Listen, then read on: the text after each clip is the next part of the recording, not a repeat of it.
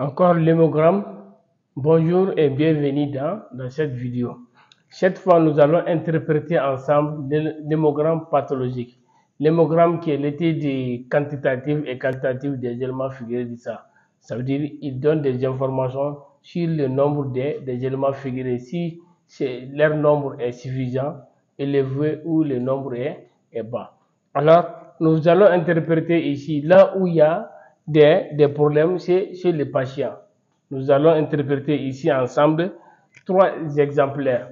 Après juste ça, on va passer maintenant à des séances exercices. Et dans la vidéo qui va suivre cette vidéo, vous allez seulement donner les bonnes réponses des cas cliniques numéro 1, numéro 2, numéro 3. Pour l'instant, nous allons passer ici d'abord pour vous montrer ces résultats-là, puisque on va interpréter ensemble. Voilà, voici pour vous d'abord notre premier cas ici. Il faut toujours interpréter, je vous ai dit, l'NFS en fonction de l'âge et du sexe du patient. D'accord? Souvent même tenir compte de la position géographique du patient. Ici d'abord, regardez, je vous ai dit que l'appareil donne les valeurs là en pourcentage et les valeurs absolues. Et l'interprétation ici, l'appareil interprète seulement les valeurs absolues. Très généralement, il ne compte pas et il ne tient pas compte des pourcentages. Et beaucoup de médecins aussi tiennent en compte des valeurs absolues. Alors, nous allons commencer d'abord par les WBC, qui veut dire Weight Body Corps, le globule blanc. Le patient a 11,67. La valeur normale, c'est de 3,50 à 9,50. Vous voyez qu'il y a déjà une leucocytose. Pourtant, ici, vous voyez, l'appareil n'a pas écrit leucocytose. D'où l'intérêt de tout le temps contrôler l'appareil, d'accord? Alors, moi, je vais ajouter ici, leucocytose, d'accord? Maintenant, on vient ici, parce que l'appareil ne tient pas des pourcentages, vous voyez? Il tient seulement des valeurs absolues. Alors, les valeurs absolues des neutrophiles, les patients à 3,51, la valeur normale c'est de 1,80 à 6,30, c'est bon, d'accord? Pour les lymphocytes maintenant, les patients à 6,77. Et vous voyez que l'appareil a mis là-bas que c'est élevé parce que la valeur normale c'est de 1,10 à 3,20. Alors l'appareil a écrit ici lymphocytose, alors c'est bon. D'accord? Nous allons descendre au niveau des monocytes. 0,53, c'est de 1,10 à 60. Là, c'est bon. On va venir 10 en bas. Les jejunaux, c'est de 0, les patients à 0,77. Vous voyez, l'appareil a mis là-bas aussi la flèche que ça veut dire c'est élevé. Parce que la valeur normale, c'est 0,02 à 0,52. Vous voyez que ici, la valeur est élevée par rapport à la norme. Alors, il a écrit éosinophilie. Là-bas aussi, c'est bon. D'accord? Pour les basophiles, vous pouvez remarquer ici, cette valeur-là aussi. Et pour les basophiles, c'est les patients à 0,09. Et les résultats ici, c'est de 0,00 à 0,06. Vous voyez ici que basophiles là, les basophiles sont élevés, mais l'appareil n'a pas remarqué cela. Regardez, 0,9 de 0,0 à 0,6. D'accord? Alors il y a une basophilie, n'est-ce pas? Il y a une basophilie. Maintenant, on revient ici au lymphocyte atypique. D'accord? ALI, ça veut dire lymphocyte atypique. Les patients à 0,38. L'appareil a mis la valeur élevée là-bas. Vous voyez? Il avait mis pour les basophiles. Maintenant, lymphocyte atypique aussi, c'est élevé. Alors là aussi, il a écrit ça, lymphocyte atypique. Voilà. Et on descend un peu en bas. Après les larges cellules immatures. Là, il veut parler des polynucléaires immatures, d'accord? Les larges cellules immatures, là aussi, c'est élevé. Les patients à 0,39. Et on remarque ici, la valeur, c'est de 0,00 à 0,20. D'accord? C'est pour cela qu'il a écrit aussi ici cellules immatures. Vous voyez? Maintenant, voici les messages pour les globules blancs. Nous allons venir maintenant au RBC, Red Body Corps, qui veut dire globules rouges. Les patients à 4,96. La valeur normale, c'est de 3,80 à 5,80. Vous voyez? Alors, si c'est bas, il va écrire ici forcément anémie. Alors, nous allons voir le taux d'hémoglobine aussi par rapport à la norme, c'est bas. L'anémie est avérée encore. Maintenant, vous allez voir les HTC. HCT, ça veut dire hématocrite, qui est aussi bas. Ça montre aussi l'anémie encore. Maintenant, les VGM. Ici, le VGM est bas, ça veut dire la microcytose. Ici aussi, c'est bon. Maintenant, les CCMH qui est là aussi, c'est bas. Il va parler d'hypochromie, c'est bon. Et les TCMH maintenant, c'est des 24 là aussi, c'est bas. Ça confirme toujours l'hypochromie. D'accord.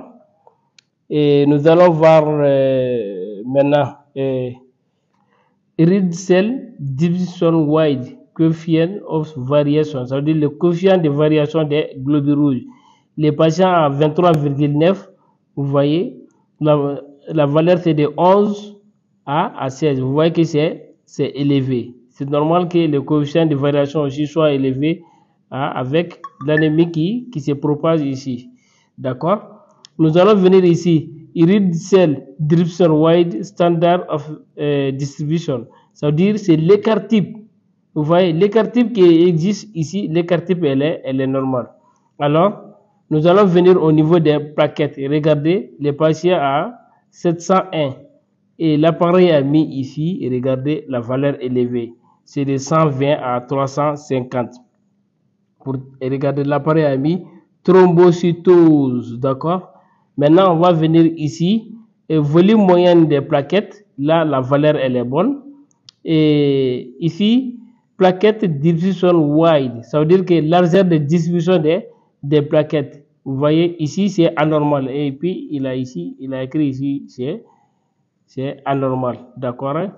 Maintenant, et pour les plaquettes, là, ça, c'est la numération des thrombocytes par rapport à la concentration des thrombocytes. Là aussi, il a mis la valeur qui est élevée. C'est pour cela que tout ça a l'écart, la largeur de distribution qui est anormale. Là, c'est bon. Maintenant, pourquoi l'interprétation de l'NFS comme ça? Ce qu'il faut savoir, ce qui est très très important, lorsque l'appareil vous donne l'NFS comme ça, c'est à vous maintenant de corriger avec l'appareil, d'accord? C'est ça le rôle du biologiste avant la sortie des résultats, d'accord? Maintenant, pour ajouter ça, vous pouvez confirmer même ici, basophilie ou leucocytose en faisant un frottis sanguin pour confirmer avec l'appareil que réellement ce que l'appareil donne, la formule leucocytaire est bien là pour évaluer tous ces messages-là, les messages des globules blancs, les messages des globules rouges et les messages des plaquettes. Ici, il a écrit thrombocytose. S'il y a thrombocytose, réellement, vous allez voir que sur les frottis sanguins, vous allez voir beaucoup d'agrégats plaquettaires. D'accord? Ici, vous pouvez remarquer beaucoup aussi des globules blancs comme les éléments qu'il a si bien notés ici. Voilà, maintenant, vous pouvez remarquer ici, l'appareil a mis carence en fer. Ici, si l'appareil met carence en fer ou carence en vitamine B12, centrez-vous sur les TCMH. Alors ici, nous allons remarquer ici, regardez, les TCMH plutôt. On a les VGM, les CCMH, les TCMH. Vous voyez que la valeur, elle est basse. Et ces cas-là, ça s'observe très souvent lors de l'anémie par carence martiale. Ça veut dire que déficit de fer. C'est pour cela que l'appareil a écrit ici carence en fer, mais il a mis point d'interrogation. D'accord? Quand l'appareil met carence en fer, ça veut dire qu'il faut regarder les TCMH. D'accord? Vous allez trouver très généralement que le TCMH est bas. Et lorsque vous voyez que le TSMH est élevé, l'appareil va écrire souvent ici carence en vitamine B12. Maintenant, on va passer au cas clinique numéro 2. Il faut comprendre que l'appareil à hémogramme peut faire des erreurs. Alors, chaque fois que vous tirez votre NFS, interprétez avec l'appareil. Si l'NFS donne des valeurs élevées ou des valeurs très basses, les biologistes doivent faire un frottis pour confirmer maintenant avec l'appareil. D'accord? C'est ça les contrôles de qualité. Voilà, toujours, il faut tenir compte de l'âge, du sexe et de la situation. Voici votre cas numéro 2. D'accord? On a d'abord le globule blanc qui est là. Voilà, tout est normal. Je vous ai dit que l'appareil, cet appareil interprète seulement la valeur absolue. Il laisse très généralement les pourcentages. D'accord? Il n'a aucun message ici dans le globule blanc.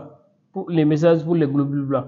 Alors, je ne vais pas me fier à ça. Je vais vérifier avec lui. D'accord? Et je vais venir au niveau des valeurs absolues. Les neutrophiles, c'est bon. Les lymphocytes, c'est bon. Les monocytes, c'est bon. Les eosinophiles aussi, c'est bon. Les basophiles aussi, c'est bon. Là, je peux conclure, d'accord? Pour les lymphocytes atypiques aussi, c'est bon. Pour les cellules, les larges cellules immatures aussi, c'est bon. Alors, il a écrit ici un message au niveau des globules rouges. Read body core. Alors, je vais vérifier ici. 3,63. La valeur, c'est de 3,80 à 5,88. Il y a l'anémie, ça c'est confirmé. Maintenant, le taux d'hémoglobine aussi est bas. L'anémie est avérée encore. Le taux d'hématocrite aussi c'est bas. C'est toujours l'anémie qui continue, qui est avérée. Le volume globulaire moyen qui est là, c'est bas. Il a écrit quoi? Et microcytose, ça c'est bon aussi. Et on va venir aussi ici au CSMH qui est bas, ça confirme toujours votre microcytose, d'accord. Après, red cell dysfunction wide, coefficient of variation, le coefficient de variation ici aussi c'est élevé, c'est tout à fait normal. Et après, red cell dysfunction wide standard of distribution, ça veut dire que l'écart type des globules rouges aussi, ici c'est bon, c'est dans les normes, c'est en femtolite.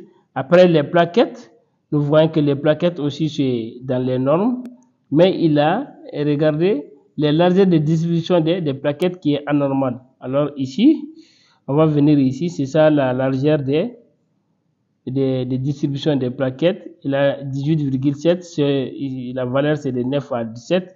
Alors là, on confirme.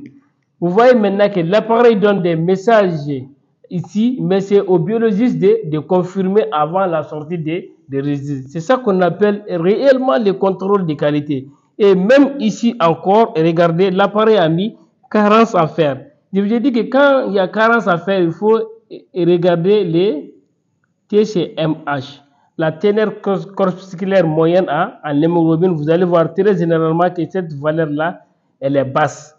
D'accord? Ici, regardez, vous voyez, voici le TSMH. Vous voyez que c'est, la machine a bien montré que c'est bas. C'est pour cela que la machine donne carence en fer. Il met point d'interrogation. Ça veut dire que c'est une voie à suivre.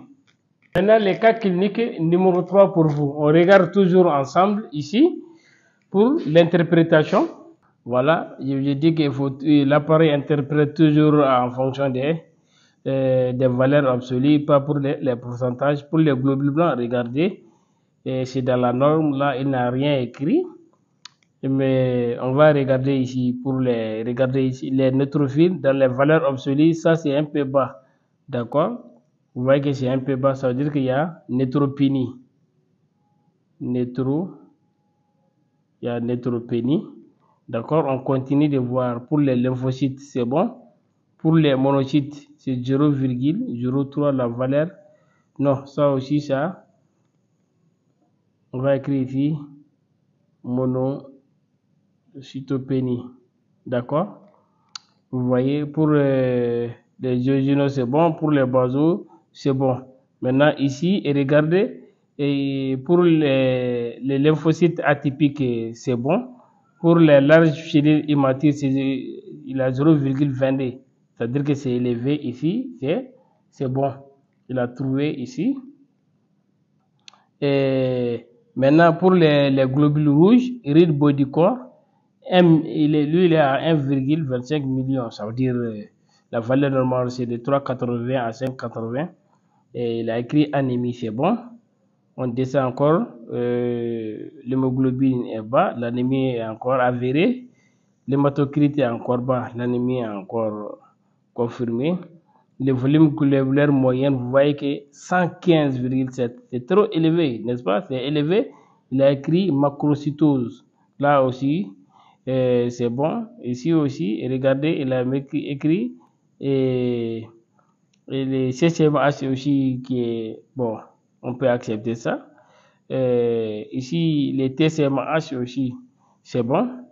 Maintenant, regardez bien ici, il a mis ici Red Cell White Coefficient of Variation. Il a mis 26,7. D'accord? Et vous voyez, cette valeur-là, elle est élevée. Pour l'écart type aussi, c'est normal s'il y a l'écart type, d'accord? Et le coefficient de variation, et il a écrit ici anisocytose. Parce que l'écart type là, regardez l'écart type est à l'écart type ici qui est élevé, vous voyez, c'est 124,4. La valeur c'est de 35 à 56. Ça veut dire que l'écart qui existe entre les globules rouges, vous allez voir que ça veut dire, l'appareil même a montré anisocyte, ça veut dire qu'il y a trop de globules rouges de petite taille. D'accord? La taille de globules rouges est très variante. C'est ça l'écart type. Et en bas ici, et pour les plaquettes, vous voyez, les plaquettes est bas, au lieu de, il n'a pas écrit ça. Donc ici, thrombopénie, d'accord. Après la numération plaquettaire sur le taux plaquettaire, d'accord. Quand même, le volume moyen des plaquettes aussi est bon. Voici maintenant comment vous devrez faire. Chaque fois que l'appareil donne des résultats comme ça, des messages comme ça, c'est à vous d'interpréter avec l'appareil. Souvent même avec l'appui d'un frottis sanguin pour faire la formule leucocytaire. Vous avez vu maintenant quelques cas de l'hémogramme pathologique. Et maintenant, c'est aux biologistes d'assurer maintenant la qualité des résultats, tout en utilisant aussi pour la NFS des contrôles de qualité. On a des contrôles de qualité normales et des contrôles de qualité pathologiques, ça veut dire qui ont des valeurs élevées. Et ainsi, appliquer aussi un frottis sanguin pour faire la formule leucocytaire pour réellement confirmer avec l'appareil la numération formule sanguine pour garantir encore la fiabilité de vos résultats. Alors maintenant, on va passer à des cas cliniques des tests. C'est à vous maintenant d'interpréter les résultats. Moi, je vais couvrir avec une feuille cette partie. Je vais vous donner 3 cas cliniques. D'accord? C'est à vous d'interpréter dans les commentaires et écrire réellement votre résultat. Je vous remercie.